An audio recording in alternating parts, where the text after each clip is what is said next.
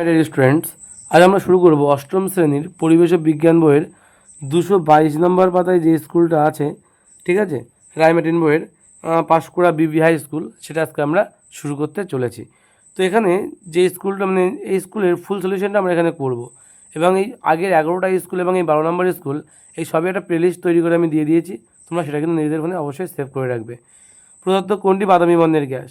কি বলছে এটা? প্রদত্ত কোনটি বাদামি বর্ণের গ্যাস? উত্তর কী হবে? NO2।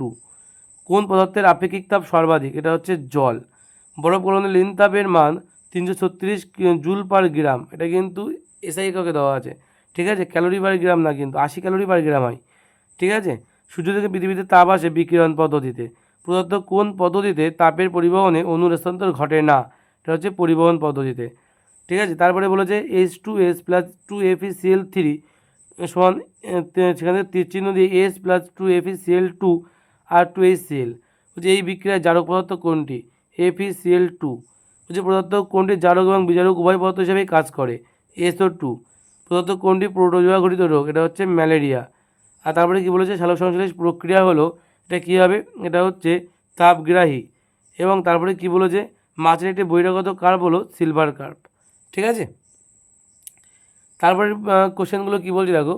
বলছে MnO4 টু মাইনাস ইলেকট্রন গেলে MnO4 মাইনাস একটা ইলেকট্রন আছে, দুটো ইলেকট্রন থেকে একটা ইলেকট্রন বেরিয়ে গিয়ে আর একটা ইলেকট্রন আছে। এই বিক্রিয়াটি জারণ না বিজারণ যুক্তিসহ লেখো। এই বিক্রিয়াটি কিন্তু অবশ্যই আমাদের তার জারণ বিক্রিয়া। কারণ জারণ বিক্রিয়া কেন জারণ বিক্রিয়া? কারণ এখানে কিন্তু ইলেকট্রন ত্যাগ হচ্ছে, অর্থাৎ কোনো হচ্ছে আয়ন বা যৌগ ইলেকট্রন ত্যাগ করলে তাকে আমরা কী বলি? তাকে আমরা জারণ বিক্রিয়া বলি, তাই তো। এটা তাহলে কি, এটা কী হবে তাহলে? জারণ হবে, ইলেকট্রন ত্যাগ করেছে। লোহার সাইকেলের হ্যান্ডেলের উপর নিকেলের প্রলেপ দিতে হলে তড়িৎ বিশ্লেষ্য পদার্থ হিসেবে কী ব্যবহার করা হয়? বলছে ক্রোমিক সালফেট। কী ব্যবহার করবে তুমি? Chromic sulphate. একটা কথা বলি শোনো, ক্রোমিক সালফেট যেটা বলছিলাম সেটা হচ্ছে এই স্কুলটা এমন একটা স্কুল, এখানে কিন্তু তোমাদের বইয়ের বাইরের কোশ্চেন বেশি আর বইয়ের ভিতরের কোশ্চেন কিন্তু কম, ঠিক আছে। ক্রোমিক সালফেট আর ক্রোমিক অ্যাসিড লবণও বলতে পারো। ক্রোমিক সালফেট 0 ডিগ্রি সেন্টিগ্রেড তাপমাত্রায় 10 গ্রাম বরফকে 840 জুল তাপ দিলে কী পরিবর্তন ঘটবে? এই উত্তরটা তোমরা মানবীতে পেয়ে যাবে। শুধু 840-এর জায়গায় দেখবা 400 দেওয়া আছে না, কত দেওয়া আছে বেশ আমি দেখিয়ে দিচ্ছি, ঠিক আছে। এই একই কোশ্চেন এখানে দেওয়া আছে, শুধু 400 ক্যালোরি দেওয়া আছে। এটা হবে কত? এটা হবে তোমার হিসেব মতো 840 ক্যালোরি তাপ। এটা হবে 840 ক্যালোরি তাপ। অঙ্কটা কিন্তু সেম অঙ্ক একদম। তোমরা কিন্তু এখান থেকে এটা দেখে দেখে করবে অঙ্কটা, ঠিক আছে। আর বুঝতে না পারলে অবশ্যই কমেন্টে জানাবে, আমি আলাদা আবার ভিডিও করে তোমাদের বুঝিয়ে দেবো, ঠিক আছে। চলো নেক্সট কোশ্চেন কী বলছে। নেক্সট, আচ্ছা এটা পেজ নাম্বার কত বললাম আমি? 115 রায়মার্টিনের মানবইতে, ঠিক আছে। গোটা মশলা থেকে বাটা মশলা তরকারির স্বাদ ভালো হয় কেন? গোটা মশলা থেকে বাটা মশলা তরকারির স্বাদ ভালো হয় কেন? এটা তোমাদের একটা টেক্সট বুকেরই কোশ্চেন, তো আমি দেখিয়ে দিচ্ছি তোমাদের। তো একই রকম একটা প্রশ্ন দেওয়া আছে, কয়লার একটা বড় টুকরো এবং সমানোর জন্য অনেকগুলো ছোটো টুকরোকে প্রলেপ কোনটি দ্রুত পুড়বে এবং কেন পুড়বে, ঠিক আছে। এই কোশ্চেনে দেখো অনুরূপ কোশ্চেন হিসেবে দেওয়া আছে যে বড় টুকরোর চেয়ে গুঁড়ো মশলা অপেক্ষাকৃত কম সময়ে রান্না সুগন্ধি আনে, ঠিক আছে। ব্যাখ্যা কিন্তু এক্সপ্লেন সেম, এইটার থেকে এক্সপ্লেনটা আসবে।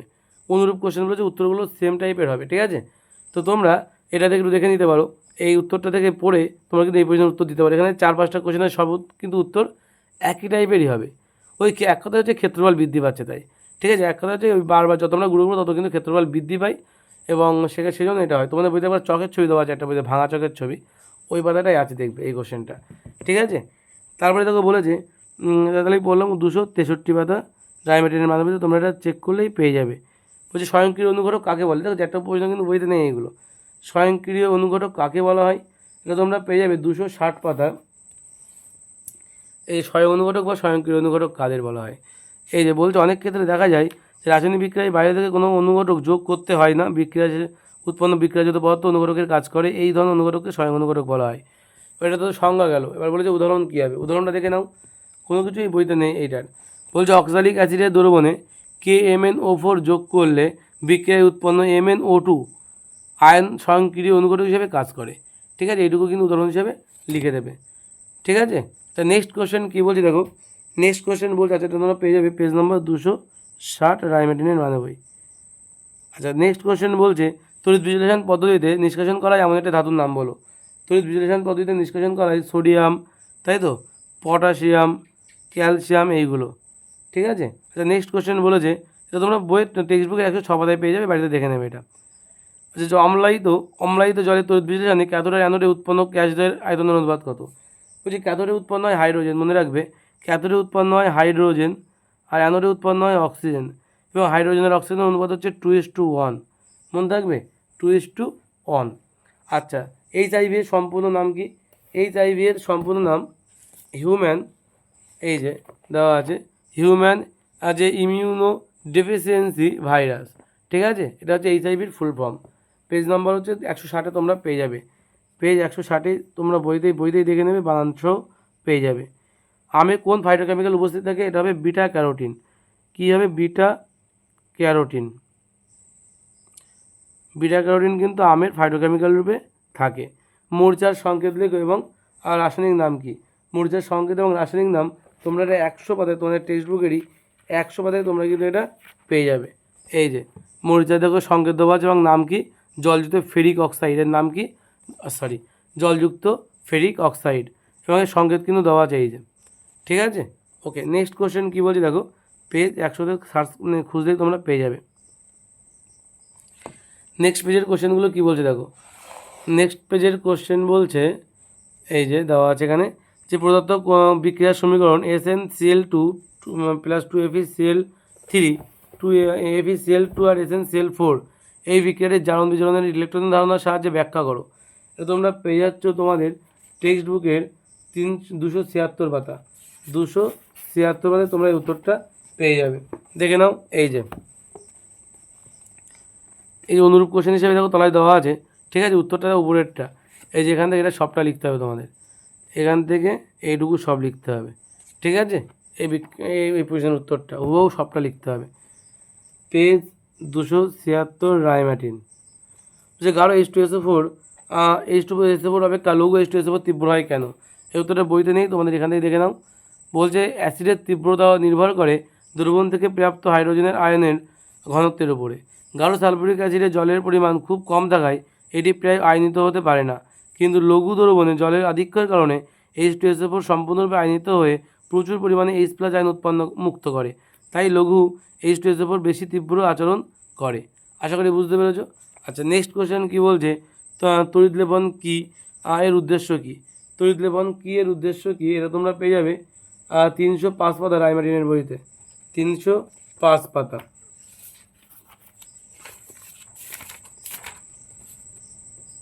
দেখে নাও উত্তরটা, এই যে দেওয়া আছে তড়িৎ লেপন কী, এর উদ্দেশ্য কী, ঠিক আছে, এটা সবটা লিখবে এটা, ঠিক আছে। পেজ নম্বর 171 স্যার প্রকাশনের বই, পেজ 171 স্যার বই। বলছে চুনের জলীয় দ্রবণ কি তড়িৎ বিশ্লেষিত যুক্তিসহ লেখো। আর এটা তোমরা পেয়ে যাবে 303 পাতা তোমাদের স্যার বইয়ের, 203 পাতা, দেখে নাও 203 পাতায় তো এটা দেওয়া আছে চুনের জলীয় দ্রবণ তড়িৎ বিশ্লেষ্য কিনা। এখান থেকে এইটুকু লিখলেই হবে, যুক্তিসহ অবশ্যই তড়িৎ বিশ্লেষ্য, কিন্তু যুক্তি দেওয়া আছে এখানে। 203 স্যার বই। অধিক মাংস প্রদানকারী দুটি মুরগি প্রজাতির নাম হচ্ছে আসিল আর কোচিন। আসিল আর একটা হচ্ছে কোচিন। বলছে ব্যাকটেরিয়া ঘটিত দুটি রোগের নাম, তাদের প্রত্যেকের একটি করে লক্ষণ লেখো। একটা হচ্ছে কলেরা আর একটা হচ্ছে যক্ষা, এবং প্রত্যেকের লক্ষণ তোমাদের বইতে এটা আছে, আর কী বার দেখিয়ে দেবো, তোমরা বইতে পেয়ে যাবে, এটা দেখে নাও। তোমাদের বইতে এটা আছে, দাঁড়াও 1 সেকেন্ড। কলেরা যক্ষা বললাম তাই তো, কলেরা হচ্ছে তোমাদের যক্ষার বৈশিষ্ট্যগুলো দেখে নাও, লক্ষণগুলো। এই লক্ষণ দীর্ঘকালীন জ্বর, কাশি, খিদে, ওজন কমে যাওয়া, ঠিক আছে, এইগুলো হচ্ছে এই রোগের লক্ষণ। আর একটা আমি বলেছি কলেরা রোগের লক্ষণগুলো দেখে নাও। এই যে বলেছে এই যে প্রায় আছে বারে বারে পাতলা জলের মতো মলত্যাগ করে, মলের রং চাল দেওয়া জলের মতো হয়, প্রচণ্ড বমি হতে পারে, শরীর থেকে সব জল বেরিয়ে যেতে থাকে, শরীরে অম্লক্ষারের ভারসাম্য নষ্ট হয়ে যায়, ঠিক আছে, এগুলো কিন্তু কলেরা রোগের লক্ষণ। আচ্ছা, প্রণোদিত প্রজনন কাকে বলা হয়? প্রণোদিত প্রজনন কাকে বলে দেখে নাও। বলছে এই যে সুস্থ এবং সবল, এটাও বইতে নেই, আমি এটা আলাদা করে লিখেছি তোমাদের জন্য। সুস্থ সবল স্ত্রী ও পুরুষ মাছকে কৃত্রিমভাবে পিটুইটারি গ্রন্থির ইঞ্জেকশন দিয়ে উত্তেজিত করে বদ্ধ জলাশয়ে তাদের ডিম্বাণু শুক্রাণু নিঃসরণ ঘটিয়ে মিলন করানোর পদ্ধতিকে বলা হয় প্রণোদিত প্রজনন, ঠিক আছে, তাকে বলা হচ্ছে প্রণোদিত প্রজনন, ঠিক আছে। নেক্সট কোশ্চেন কী বলছে দেখো, যে শিশিরাঙ্ক কী শহর এবং গ্রামাঞ্চলে শিশিরাঙ্ক। তারপরে কোশ্চেন কী বলছি দেখো, তারপরে কোশ্চেন বলছে শিশিরাঙ্ক কী, এটা তোমরা পেয়ে যাবে রায়মার্টিনের বইয়ের 106 পাতায়। রায়মার্টিনের বইয়ের 106 পাতায় তোমরা এই উত্তরটা পেয়ে যাবে। দেখে নাও শিশিরাঙ্ক কাকে বলে। এই যে দেওয়া আছে নিচের দিকে, আশা করি তোমরা দেখতে পাচ্ছ, এই যে দেওয়া আছে, এখান থেকে এইটুকু বললেই হবে শিশিরাঙ্ক কাকে বলে। ওকে, পেজ নাম্বার আচ্ছা এটা হচ্ছে তোমার 106 পাতা। আর একটা প্রশ্ন বলেছে শহরাঞ্চলে কেন, কী বলেছে দেখো, শহরে বা শিল্প অঞ্চলে বেশি 2000 সৃষ্টি হয় কেন। এটাও তোমরা 59 পাতায় পেয়ে যাবে। তোমাদের 59 পাতায় তোমরা পেয়ে যাবে এই যে বড় বড় শহরে বা শিল্প অঞ্চলে ধোঁয়াশা সৃষ্টি হয় কেন। এখান থেকে এই অবধি বললেই হয়ে যাবে। ঠিক আছে, নেক্সট কোশ্চেন কী বলছে, নেক্সট কোশ্চেন বলছে দেখো যে গলনাঙ্ক নির্ধারণ করার সময় চাপ কত ছিল তা কিন্তু উল্লেখ করার প্রয়োজন হয়, তাই তো। তা উল্লেখ করার প্রয়োজন হয় কেন। এই যে চাপের প্রভাব, গলনাঙ্কের ক্ষেত্রে চাপের প্রভাবটা লিখলেই হবে। এর উত্তরটা অনেক বড় করে দেওয়া হয়, চাপ দুভাবে প্রভাবিত হয়, এবার একটা পয়েন্ট আর একটা পয়েন্ট দেওয়া আছে, উদাহরণ সহ দেওয়া আছে, এটা কিন্তু ভালো করে পড়ে নেবে। ঠিক আছে, নেক্সট কোশ্চেন কী বলছে, এটা তোমরা কত নম্বর পেজে পাবে তাহলে, এটা তোমরা পাবে পেজ নাম্বার 102, এটা রায়মার্টিনের বই। দুধ জল অপেক্ষা দুধ তাড়াতাড়ি, তারপরে কোশ্চেন জল অপেক্ষা দুধ তাড়াতাড়ি গরম হয় কেন। দেখে নাও, বলছে এই উত্তরটা তোমাদের বইতে নেই, কোনো বইতেই নেই, সাদরা রায়মার্টিন কোনো বইতেই নেই। জলের আপেক্ষিক তাপের মান সব থেকে বেশি, দুধের মধ্যে ফ্যাট প্রোটিন ইত্যাদি কঠিন উপাদান থাকায় দুধের আপেক্ষিক তাপ জলের চেয়ে অনেক কম হয়। আমরা জানি যে পদার্থের আপেক্ষিক তাপ কম তা সব সমপরিমাণ তাপ দিলে দ্রুত উত্তপ্ত হয়, তাই দুধ জল অপেক্ষা তাড়াতাড়ি গরম হয়ে যায়। ঠিক আছে, এটা তোমরা কিন্তু খাতায় লিখে নেবে বা স্ক্রিনশট মেরে নেবে। তারপরে কোশ্চেন কী বলছি দেখো, যখন কোনো উত্তপ্ত বস্তু কোনো ঠান্ডা বস্তুকে উত্তপ্ত করে তখন উভয় তাপমাত্রার পরিবর্তন সমান হবে কি। এই উত্তরটাও দেখে নাও, ব্যাখ্যা করো। বলছি তাপমাত্রা পরিবর্তন সর্বদা সমান নাও হতে পারে। তাপমাত্রার পরিবর্তন সমান হবে কি না তা বস্তু দুটির ভর এবং তাদের উপাদানের আপেক্ষিক তাপের উপর নির্ভর করে। যদি বস্তু দুটির ভর এবং আপেক্ষিক তাপ উভয় এক হয় এবং পারিপার্শ্বিকের কোনো তাপ নষ্ট না পারিপার্শ্বিক অর্থাৎ পরিবেশে কোনো তাপ নষ্ট না হয়, তবেই তাপমাত্রার পরিবর্তন সমান হবে। ঠিক আছে, একই সঙ্গে একটা কোশ্চেন দিয়েছে, সমভর সম্পন্ন দুটি তরলের তাপমাত্রা 30 ডিগ্রি ও 40 ডিগ্রি, তরল দুটিকে মিশ্রিত করলে মিশ্রণের তাপমাত্রা হয়ে যাচ্ছে 36 ডিগ্রি, তরল দুটির আপেক্ষিক তাপের অনুপাত কত হবে। তাই না, উত্তপ্ত তরল আর ঠান্ডা তরল। উত্তপ্ত তরল কী করবে, তাপ বর্জন করবে। আমি ধরে নিলাম এর ভর হচ্ছে এম, দুই ক্ষেত্রেই ভর এম, এক্ষেত্রে আপেক্ষিক তাপ S1 এবং এক্ষেত্রে তাপমাত্রা 40 থেকে 36 বাদ যাবে, তাতে এ তো তাপমাত্রা কম হবে না, তাপ বর্জন করছে, তাই 40 থেকে 36 আসবে এবং বিয়োগ করলে 4। ঠিক আছে, আর এটা গৃহীত তাপ গ্রহণ করবে, এই যতটা তাপ ছাড়বে ততটা তাপ গ্রহণ করবে। কিন্তু এখানে কী বলছে 36 থেকে ছিল 30, মানে 30 ছিল, এ হয়ে গেছে 36, মানে 6 বেড়েছে, 36 থেকে 6 এটার উপর তাপ গ্রহণ করেছে এবং M × S2 হবে, তা আপেক্ষিক তাপকে আমি S2 ধরেছি। ঠিক আছে, এখন বলছে আমরা জানি ক্যালোরিমিতির নীতি অনুযায়ী বর্জিত তাপ আর গৃহীত তাপ কী হয়, সমান হয়। একজন যতটা তাপ বর্জন করবে আরেকজন ততটা তাপ গ্রহণ করবে। এই গৃহীত তাপ সমান সমান বর্জিত তাপ, ক্যালোরি নীতির মূলনীতি অনুযায়ী এটা কিন্তু আমরা জানি, তাই না। ক্যালোরি নীতির মূলনীতি অনুযায়ী আমরা জানি যে গৃহীত তাপ আর বর্জিত তাপ সমান, তার মানে M × S2 × 4 = M × S1 × 6, কেটে যাবে, S2 × 4 আর S1 × 6, এখান থেকে S1 বা S2 এর মান কত হবে, 4/6, কাটাকাটি করলে 2/3, অর্থাৎ 2:3 হচ্ছে এটার অনুপাতের মান হবে। তরল দুটির আপেক্ষিক তাপের মান কত তাহলে 2:3, তরল দুটির আপেক্ষিক তাপের মান কত হবে তাহলে 2:3 হবে। চিত্রসহ থার্মোফিলাক্সের কার্যনীতি ব্যাখ্যা করো, এটা তোমরা পেয়ে যাবে তোমাদের বইয়ের 121 নম্বর পাতায়। রায়মার্টিন বইয়ের 121 নম্বর পাতায় তোমরা এটা পেয়ে যাবে। 121 নম্বর পাতায় তোমরা থার্মোফিলাক্সের কার্যনীতি পেয়ে যাবে। এই যে থার্মোফিলাক্সের কার্যনীতি দেওয়া আছে এখানে, এটা এখান থেকে শুরু করে এই পর্যন্ত লিখতে হবে। ঠিক আছে, থার্মোফিলাক্সের কার্যনীতি। তারপরে কি বলেছে, চা চাষ পদ্ধতির ধাপগুলি সংক্ষেপে বর্ণনা করো, এটা তোমরা 210 পাতা থেকে 211 পাতার টেক্সট বুকে পেয়ে যাবে। ঠিক আছে, 210 থেকে 211 টেক্সট বুকে সবচেয়ে ভালো পয়েন্ট করে করে দেওয়া আছে, 210 থেকে 211 দেখে নাও। এই যে চা চাষের পদ্ধতি, এখান থেকে জমি তৈরি থেকে শুরু করে প্রতিটা পয়েন্ট আমার মনে হয় না এতটা লেখার দরকার আছে, তো অনেকগুলো পয়েন্ট করে করে দেওয়া আছে। তোমাদের কিন্তু পয়েন্টই আসবে পরীক্ষায়, যদি পয়েন্ট আসে তাহলে কিন্তু তোমাদের ওই পয়েন্ট তুলে দিয়ে বলবে এই পয়েন্টগুলোকে ব্যাখ্যা করো, তোমাদের এত বড় কোশ্চেন আসবে না। ঠিক আছে, এই কোশ্চেনে স্কুলে এমনি একটু পাগলামি করেছে, অনেক ফালতু কোশ্চেন রেখেছে, এমন কোশ্চেন রেখেছে যা একটা বইতে নেই, বেশিরভাগ কোশ্চেনই নেই। ঠিক আছে, বেসিক্যালি কী হয়, তুই একটা স্টুডেন্টকে একটা স্টুডেন্টকে একটুখানি সামান্য কঠিন কোশ্চেন দিলে বা উইথাউট মানে বইয়ের বাইরের কোশ্চেন দিলে না তাদের পক্ষে সেই কোশ্চেনটা পাওয়া সত্যিই চাপ হয়ে যায়, ঠিক আছে? ওই জন্য এইসব কোশ্চেন দেওয়া একদমই উচিত না এইসব স্কুলে। কেন জানি না পাঁশকুড়া বিবি হাই স্কুল, যদি তোমাদের মধ্যে কারোর এসব স্কুল থাকে তা দেখবে তো কোনো প্রিভিয়াস ইয়ার এসব কোশ্চেন দিয়েছিল কি না, মনে হয় না দিয়েছে। এটা রাইমেটেড ইঞ্জিনিয়ার তৈরি করেছে এসব কোশ্চেন।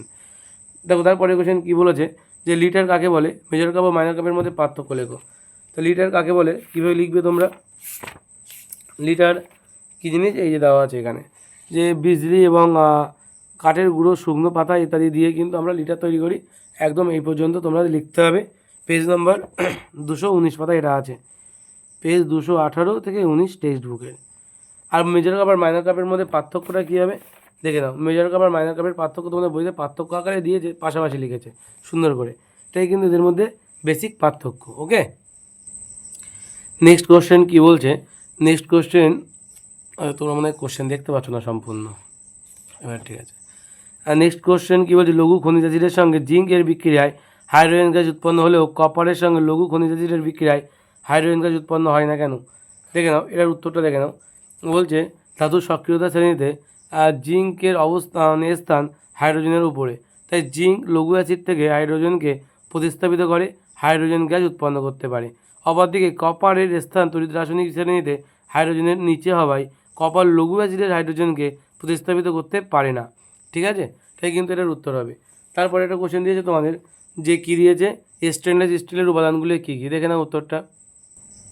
দেখে নাও স্টেনলেস স্টিলের উপাদানগুলো কী কী, লোহা, ক্রোমিয়াম আর কার্বন। কত পার্সেন্ট করে আছে এখানে লেখা আছে, ঠিক আছে? এটা হচ্ছে স্টেনলেস স্টিলের কিন্তু উপাদানগুলো, ঠিক আছে? লাস্ট কোশ্চেন কী বলছে দেখো, বলছে বহুতল বাড়িতে ছাদে ত্রিকোণ কণাযুক্ত ধাতব সূর্যমুখ লাগানো থাকে কেন?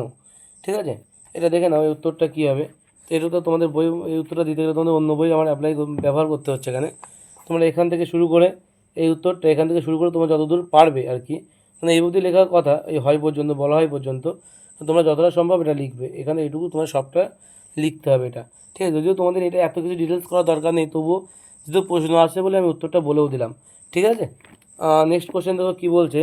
নেক্সট কোশ্চেনে বলছে যে দৈনন্দিন জীবনে তড়িৎ স্ফুলিঙ্গ সৃষ্টির বর্জ্যপাত ছাড়া, ঠিক আছে, একটি উদাহরণ দাও। এটা তোমরা রাইমেটিনের মাধ্যমে পয়েন্ট করে করে দেওয়া আছে 387 পাতায়, এটা দেখে নাও তোমরা। 387 পাতায় পয়েন্ট করে দিয়ে দিয়েছে। এই যে তড়িৎ স্ফুলিঙ্গের সাহায্যে কী কোন কোন ঘটনা ঘটে, ঠিক আছে? দেখা যায় বাড়িতে মাঝে মধ্যে সুইচ চাপার সময় তড়িৎ স্ফুলিঙ্গ দেখা যেতে পারে, ট্রেনের পেন্টোগ্রাফ বা তারের সংযোগস্থলে দেখা যেতে পারে, পথের ধারে বৈদ্যুতিক পোস্টে থাকা দুটি তারের সংযোগস্থলে দেখা যেতে পারে, আর সবচেয়ে ইন্টারেস্টিং বা তোমরা যেটা দেখেছো বজ্রপাতের সময় দেখা যেতে পারে তড়িৎ স্ফুলিঙ্গ, ঠিক আছে? আমাদের দৈনন্দিন জীবনে কিন্তু এগুলো দেখা যেতে পারে এসবের জায়গায়, ঠিক আছে? তো এই কোশ্চেনগুলো কিন্তু তোমরা বাড়িতে করবে। আর এটা 387 পাতা, তোমাদের বইতে বেটার ছিল, আমি ডায়মন্ডের মাধ্যমে থেকেই বললাম, এটাই বেটার ছিল অনেক, ঠিক আছে? নেক্সট দিন আমরা করবো 13 নম্বর স্কুল, এবং এটাই last school, Siliguri boys high school. তখন তোমরা খুব ভালো থেকো, এবং যারা সাবস্ক্রাইব করোনি এখনও পর্যন্ত তারা অবশ্যই করবে, ঠিক আছে? লাইক শেয়ার করবে, বন্ধুদের অবশ্যই জানাবে। এই যে প্লেলিস্ট, সেই লিঙ্কটা বন্ধুদের শেয়ার করতে পারো, বা প্রতিটা ভিডিও আলাদা করে শেয়ার করতে পারো, তোমাদের ইচ্ছে কীভাবে করবে। এবং আর একটা স্কুল বাকি আছে, ওটাও আমি করে দেবো, চাপ নেই, ঠিক আছে? তো চলো আজ এই পর্যন্ত, দেখা হবে নেক্সট ক্লাসে। ততক্ষণে তোমরা খুব ভালো থেকো, এবং এই স্কুলটা একটু ভালো করেই করো, ঠিক আছে? তো চলো, টাটা, গুড বাই।